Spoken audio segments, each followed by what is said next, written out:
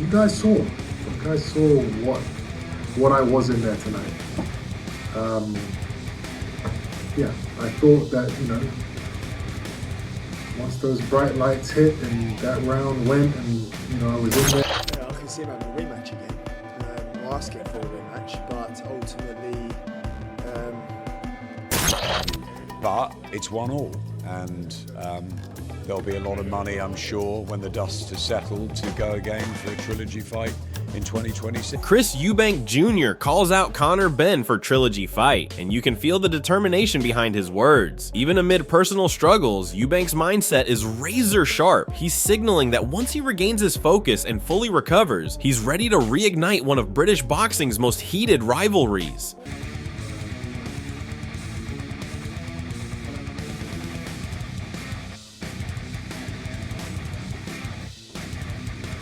Eubank's words reveal a fighter still brimming with confidence. Despite personal and professional hurdles, he believed his skill set and previous experience could carry him through. This isn't just reflection, it's a statement of intent, showing a man convinced he can reclaim his standing in this bitter rivalry. I genuinely thought that regardless of the issues that I've been dealing with, I would be able to go in there and win. Use my boxing skills, use what you guys saw in that first fight to beat Conor Benn. Conor Benn's approach is calm and pragmatic. He acknowledges the hype surrounding a trilogy, but emphasizes closure over revenge. After selling out stadiums and delivering memorable performances, Benn is signaling that sometimes the smartest move in boxing is knowing when to step back and let history speak for itself. Yeah, I can see him having a rematch again, or asking for a rematch, but ultimately, I think we should just let it lie now. No, just let it lie. We've done what we had to do. We sold our stadium twice. We done what we said we were going to do on a tin.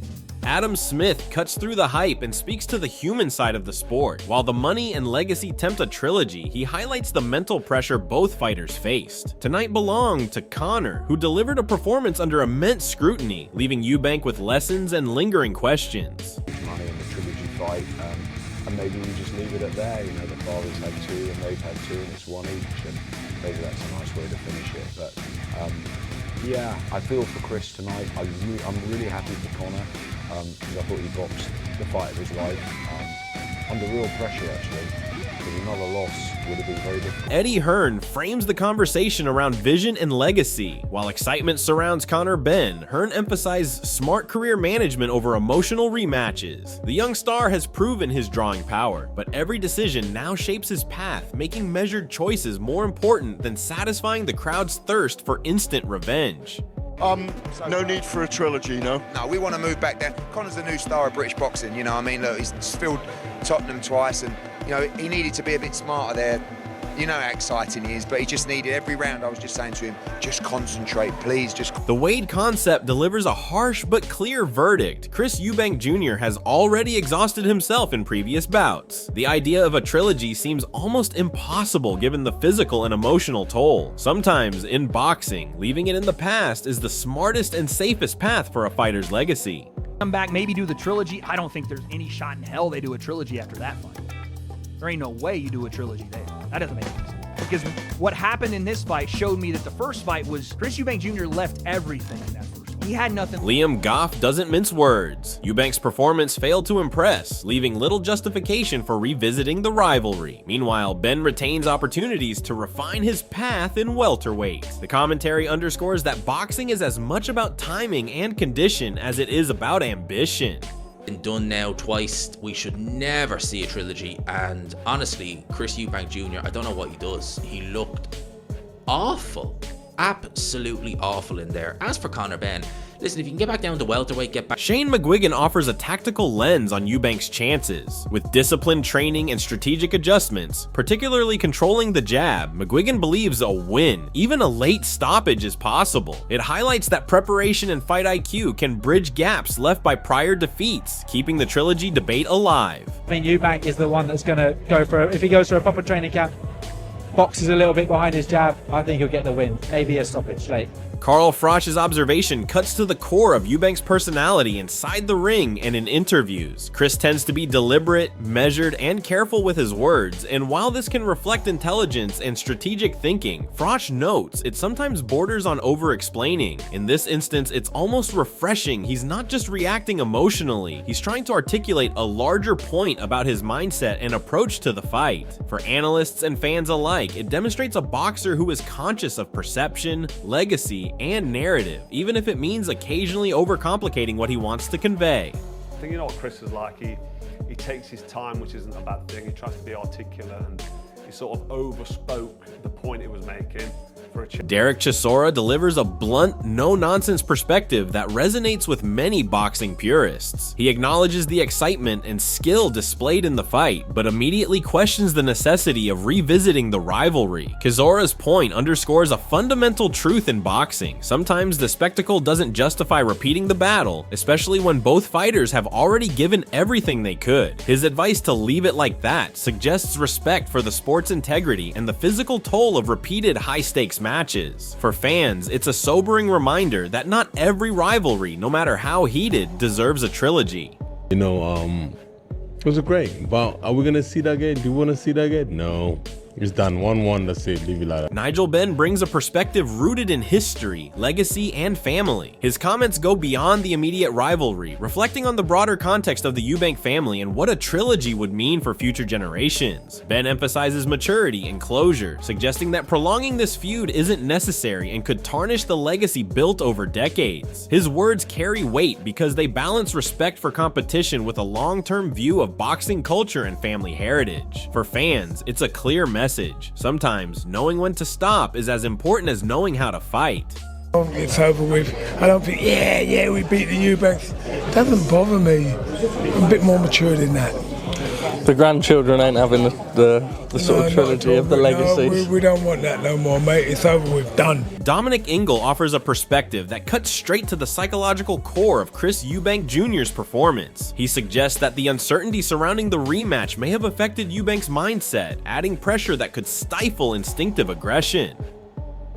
Ingle notes a lack of fire in Eubank's approach, implying that the spark which drives champions may be waning. This isn't just about skills in the ring, it's about mental resilience and desire. For a fighter who has tasted both victory and defeat in high-profile bouts, losing that hunger can drastically shift outcomes. Ingle's analysis underscores that boxing is as much mental warfare as physical, and tonight Eubank may have simply been one step behind. We're gonna have a rematch.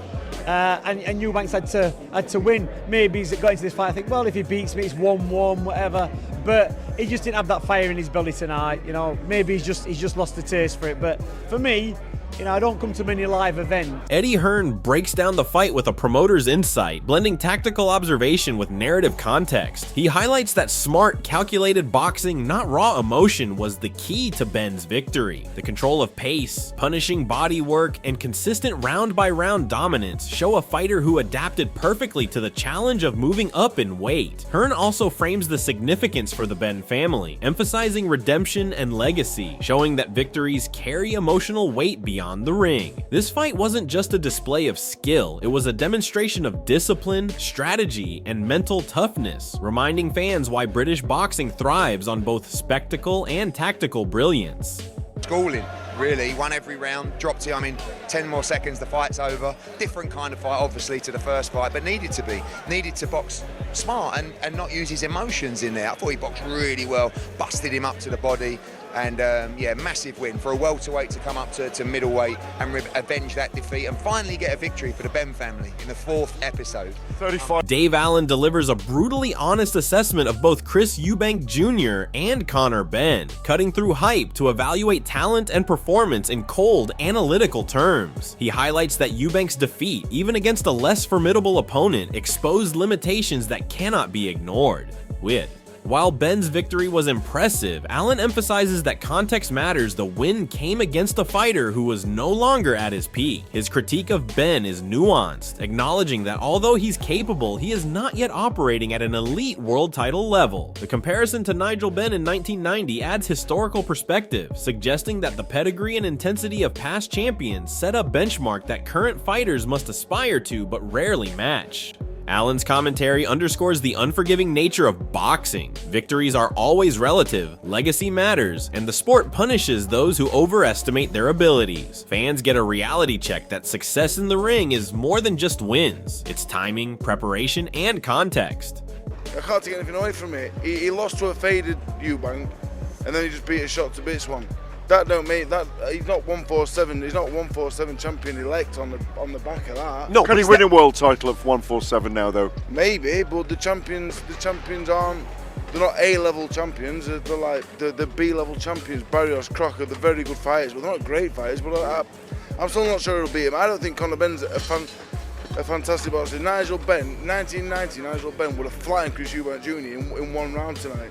Dominic Ingle delivers an unflinching critique, combining live fight observation with expert insight. His disappointment is palpable. The bout failed to match the excitement expected from a matchup of this magnitude. Ingle singles out Eubank Jr.'s performance, noting a lack of energy and mobility, with tired legs and diminished presence contributing to an underwhelming display. He contrasts this with Benn's controlled execution, showing that preparation and physical readiness often define outcomes more than hype or reputation.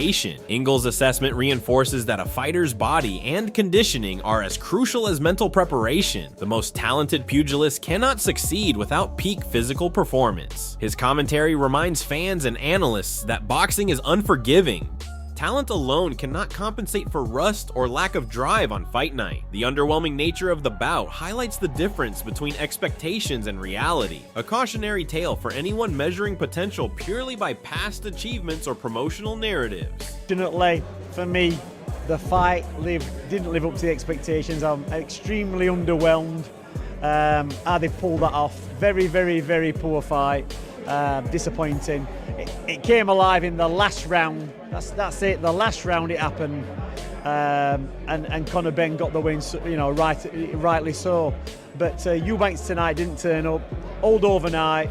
His legs weren't in it. Johnny Nelson delivers a masterclass in breaking down the tactical and physiological errors that defined Eubank Jr.'s performance. He explains how weight management and previous exertion left Eubank depleted, robbing him of any advantage he may have carried from the first fight. Nelson's use of metaphor the ring as a place where disadvantages are brutally exposed illustrates the unforgiving reality of boxing at the highest level. Meanwhile, he notes that Benn entered with clarity, knowledge, and preparation, exploiting Eubank's weakness state. This analysis demonstrates that victories in boxing are as much about strategy and physical preservation as raw skill. Nelson reminds fans that overconfidence, miscalculations in conditioning, and underestimating recovery needs can turn even a skilled fighter's plan into a liability.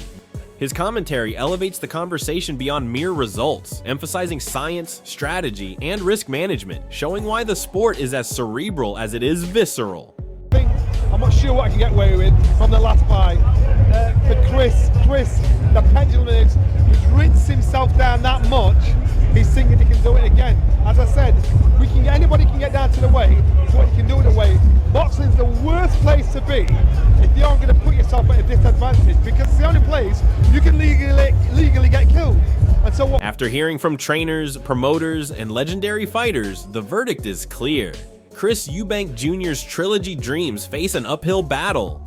Physically, mentally, and strategically, he didn't show the sharpness needed to challenge Conor Benn again at the same level. Benn, meanwhile, proved he can rise under pressure, control the pace, and capitalize on any weakness his opponent leaves exposed. History, legacy, and family expectations all weigh heavily, and many voices agree that sometimes knowing when to step back is the wisest move in boxing. Yet the debate will continue among fans. Could Eubank regroup, recondition, and come back stronger? Or is this rivalry truly done? For you watching at home, we want to hear your thoughts. Should Chris Eubank Jr. push for a trilogy, or let this chapter close?